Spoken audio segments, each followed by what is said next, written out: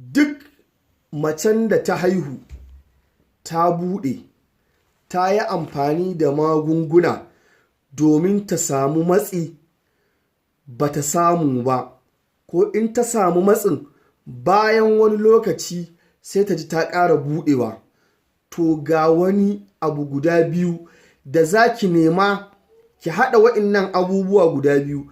In Allah ya yarda za ki ji ki kusa da budurwa, ma'ana za ki ji kin koma kamar budurwa da izinin Allah. Ki yi wa 'yan uwa sharing ɗin wannan bidiyo domin su ma su gani su amfana. Na farko 'yar uwa, ki nemi kanunfari kamar guda 5, sai ki nemi ƙwallon dabino guda 3.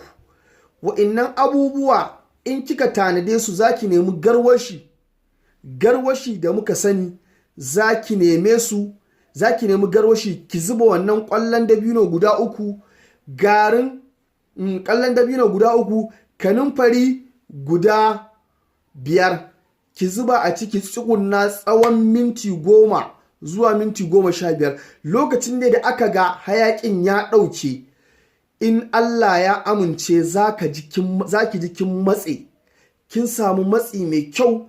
Sannan in bazawara ce ke, za ki ji ki kusa da budurwa da izinin Allah. Yi wa 'yan uwa sharing ɗin wannan bidiyon domin su ma su gani su amfana.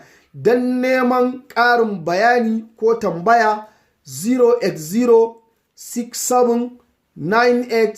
08067989338 ko 08122944448.